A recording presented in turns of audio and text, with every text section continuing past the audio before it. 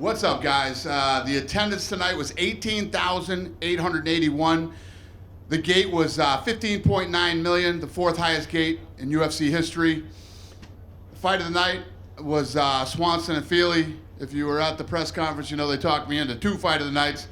We feel there weren't two fight of the nights, so we gave Talbot, Pfeiffer, Macy, and Pereira $50,000. So congratulations to them. Dana, one of the most chaotic UFC events in history. It's been a hell of a month, boys. I guess talk to me now. I mean, obviously it ended with an exclamation point, but just getting over and through this event with everything that happened up until tonight, how are you feeling right now that's in the rear view? I'm literally getting on a plane and going to my house in Maine, and I don't want to I'm turning my phone off. I don't want to talk to anybody. I don't want to see anybody. It's been challenging, but fun. You know, when you have guys like Diego, you know, the guys that were involved in the co-main event tonight are just absolute studs. And think about this. Diego gets the call. He's not going to make weight. No problem. I'll take the fight. Right? That right there is already mentally challenging. You know, when you're on weight, you're going to do it, and you have to accept this fight. You know, we see it all the time. How many guys don't accept the fight and don't do it, right? Then he gets the call that he's out and we want to put somebody else in, and he accepts the fight. And it's a completely different style than what he trained for, and he still takes the fight. The guy he was supposed to fight is ranked in the top 3.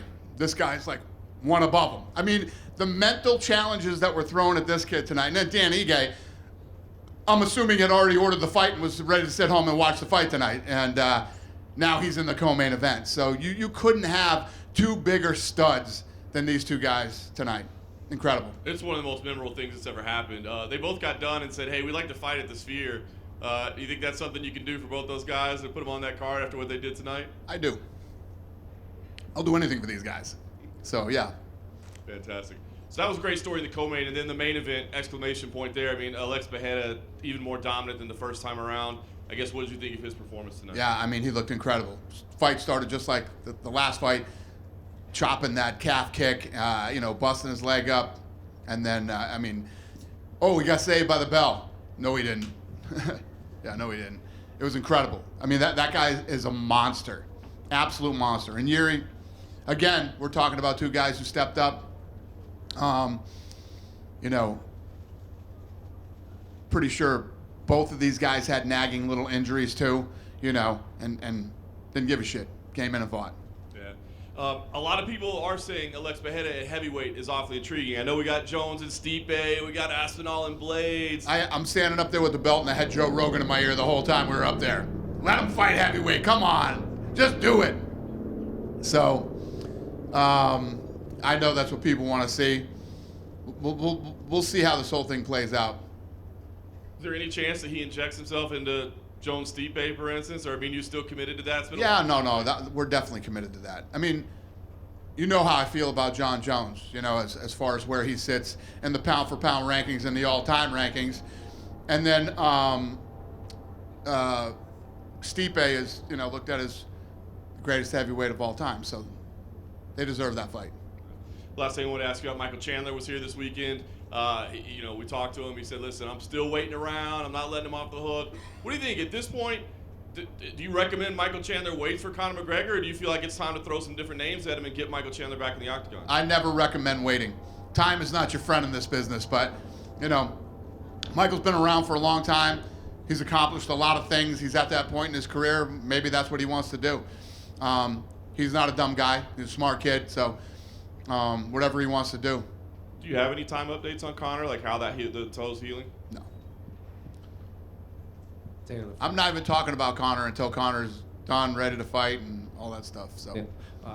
aside from Conor, like the last time he fought, Alex Pereira and Diego Lopez weren't even on the UFC roster. So when you signed Alex and you had Diego kind of step in on short notice, did you know what you were getting with those guys? Because since then, they've become two of the most reliable and popular fighters on the entire It's roster. incredible, right? I mean, no, I don't think like that, especially when you have a guy that's coming in from kickboxing, you know, has this long kickboxing career and is older coming into the UFC.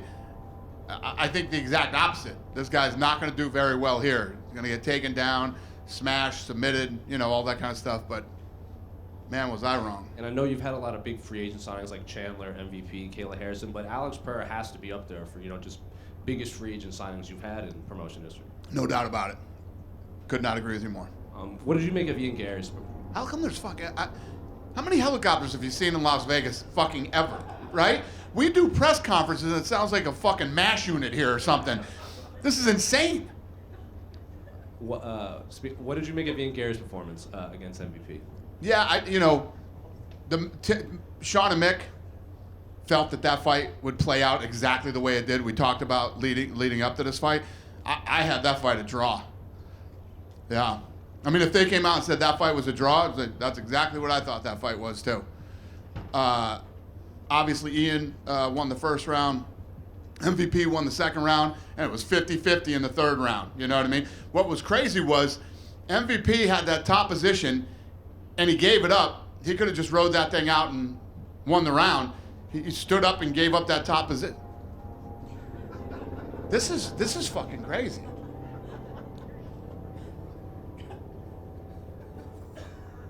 You have another question for me? Yeah. Ian said that he wants to fly to Manchester and is willing to weigh in as a backup for the welterweight title fight. Is that something you'd be willing to entertain? I don't know. I'm not. I don't think about that stuff until later. And then just two last ones for you.